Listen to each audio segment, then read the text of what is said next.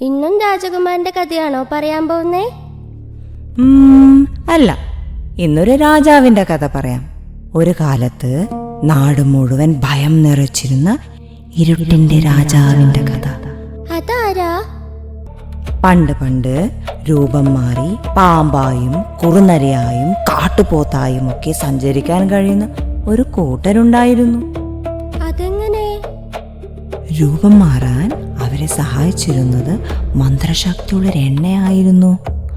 ആ കറുകറുത്ത എണ്ണ ചെവിക്ക് പിന്നിൽ പുരട്ടിയാൽ ഇര പേടിച്ച് അനങ്ങാൻ പറ്റാതെ അവരുടെ വരുതിയിലാകും. അയ്യോ! ഇന്നും നാട്ടുകാർ പേടിയോടെ ഓർക്കുന്ന ആ കഥയാണ് ഞാനിന്ന് പറയുന്നത്. ഇരുട്ടിന്റെ രാജാവിന്റെ കഥ, ഒടിയന്റെ കഥ.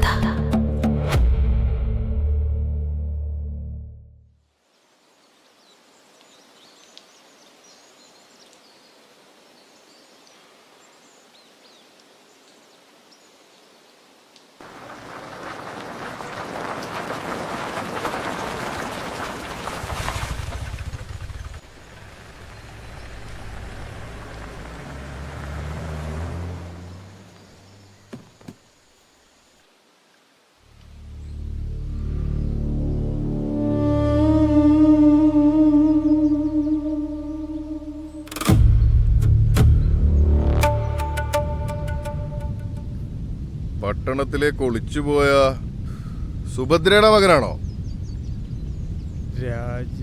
അമ്മാവൻ അങ്ങനെ വേണം വിളിക്കാൻ.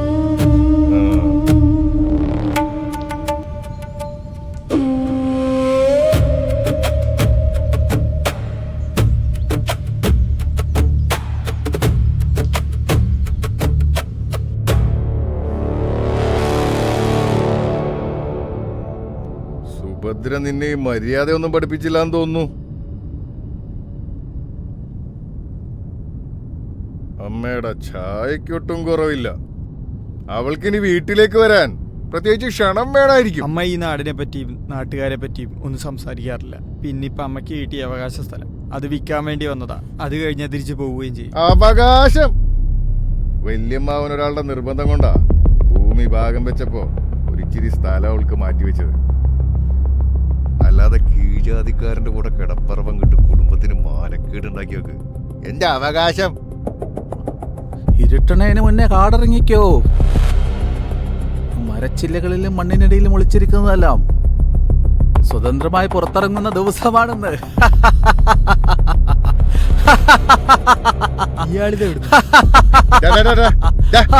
പട്ടണത്തിൽ നിന്ന് വന്ന പയ്യനാ, നീ ചുമ്മാ പേടിപ്പിക്കാതെ പോ. ഇയാളെന്തൊക്കെ ഈ പറയണേ? എന്തിനാ ഇങ്ങനെ പറയണേ? അവൻ പറയുന്നതിലും ഒരു കാര്യമുണ്ട്.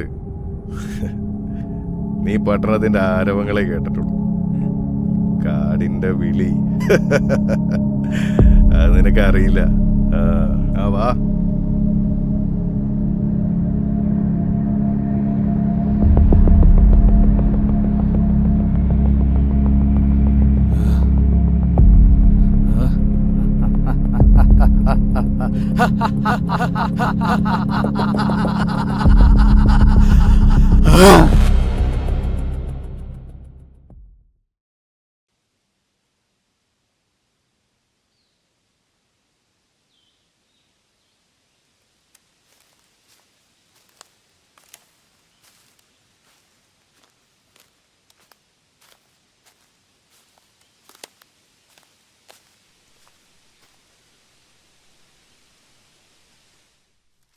നോക്കി വരാ.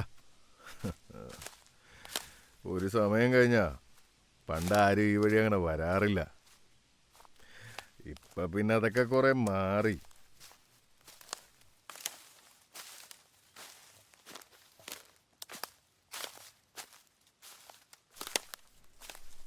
ഈ കാട്ടിക്കൂടെ അല്ലാതെ വേറെ വഴിയൊന്നുമില്ലേ വീട്ടിക്ക് ചെല്ലാൻ?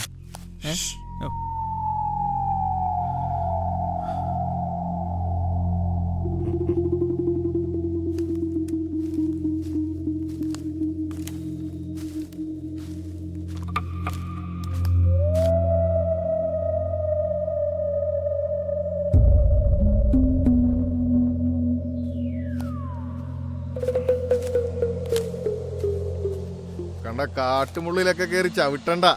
ഓ ഇവിടെ ചോര വീണത് അത്ര നല്ലതല്ല.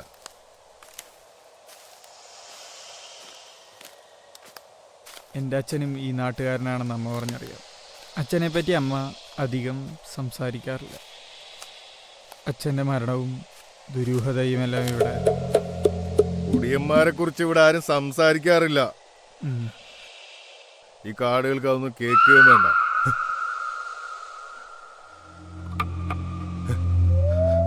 ഇരുട്ടിന്റെ വേഗത കൂടുന്നു. നടക്കുക. അതെ,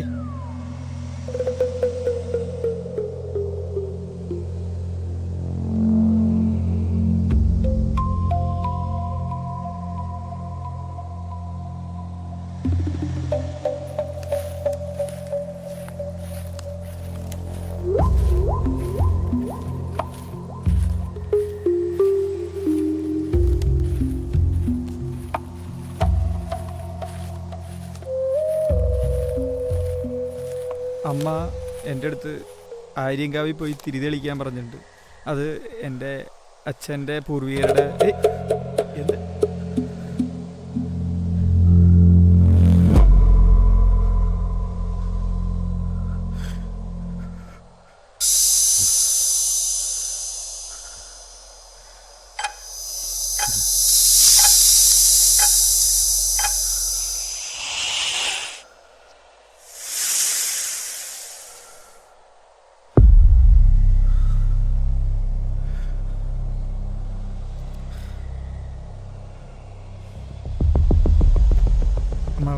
അച്ഛൻ്റെ നിന്റെ അച്ഛന്റെ അവന്റെ പേര് പറഞ്ഞതും ശകുനങ്ങൾ മാത്രം. നിന്റെ തണ്ടൻ ഒടിയൻ തണ്ടൻ, നാടിന്റെ ശോഭം, കാടിന്റെ ഭയം. അഭയം കൊടുത്ത വീട്ടിൽ നിന്ന് തന്നെ അവന് സംബന്ധം വേണം. ഒടിവിദ്യയിലൂടെ പാവങ്ങളെ കൊന്ന അവനെ ഈ നാട്ടുകാരെല്ലാം കൂടെ ആര്യങ്കാവിലിട്ട് കത്തിച്ച്. ഇനി എന്തെങ്കിലും അറിയണോ നിനക്ക്? നിന്റെ തന്ത ചത്ത സ്ഥലാണോ നിനക്ക് കാണണ്ടേ?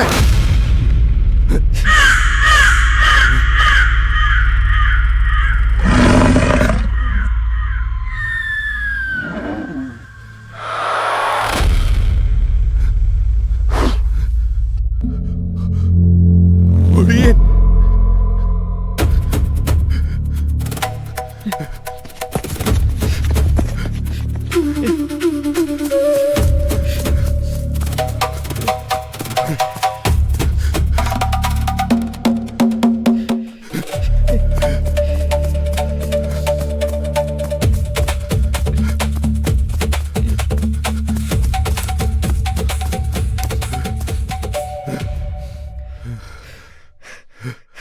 തനിക്കിത് പ്രാന്താണ്.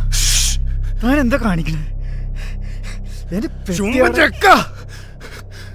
നീ കേക്കുന്നില്ലേ കാടിന്റെ പ്രകമ്പനം?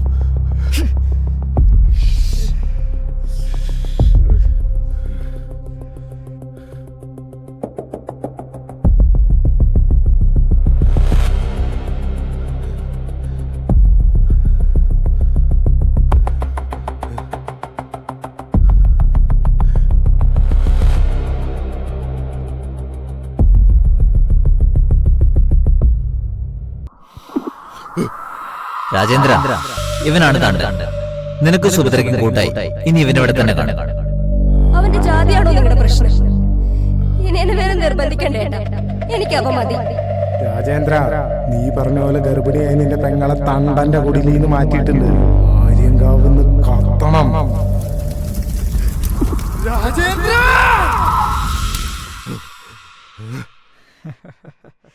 എന്താ രാജേന്ദ്ര, കാലം നിന്നെ പുറകോട്ട് വലിച്ചോ?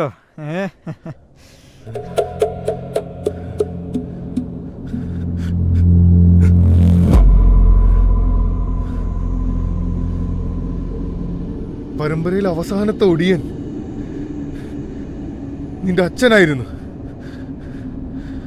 നീ ജനിക്കുന്നതിന് മുന്നേ അയാളും മരിച്ചതാ. പിന്നെ ഈ വിദ്യ നീ എങ്ങനെ പഠിച്ച്?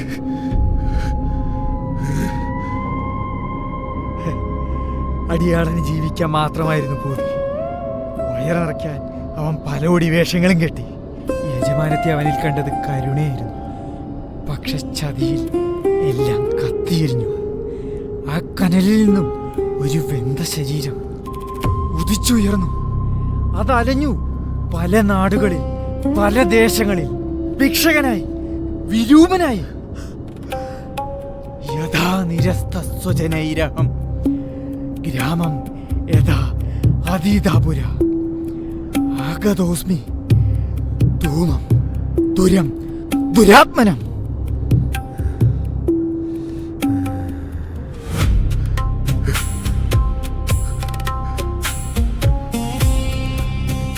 അന്ന് നിങ്ങളാ കൊളുത്തിയ തീ ഞാൻ തിരികെ കൊണ്ടുവന്നിട്ടുണ്ട്. ഇനി ലങ്കാദഹനം. മോനല്ല, ഒടിയൻ, ഒടിയൻ തണ്ടൻ. വർഷങ്ങളായുള്ള പരിശ്രമഫലം, എന്റെ അവസാന ഒടിയൻ മനുഷ്യരൂപം.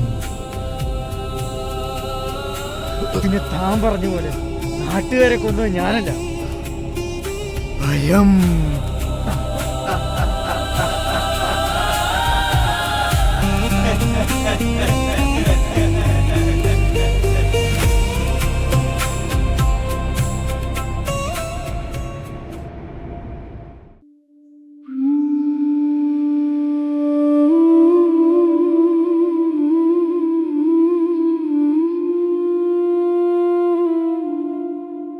എൻ കണ്ണീരിൻ സുവടുകളെ കാട് ഇന്നും സുമക്കിരത്. വേർകളിൽ എൻ ഉയിർ, കാற்றிൽ എൻ വലി. ഇன்று நான் மறைகிறேன் காட்டின் ஆன்மாவாக.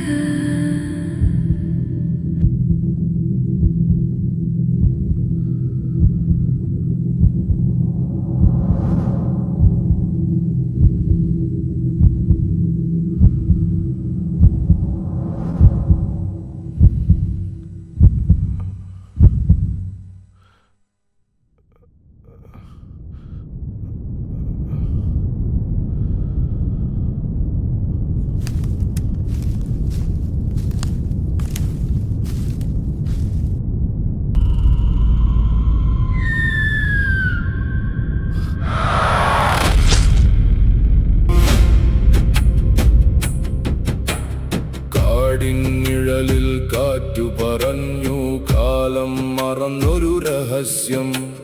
മണ്ണിൻ നെഞ്ചിൽ രക്തം ചോരെ മറവിലുറങ്ങും പ്രതികാരം. പൗർണമിയുടെ കണ്ണ് തുറന്നാൽ പാതകളെല്ലാം വിറയ്ക്കും. നിഴലായി വന്നു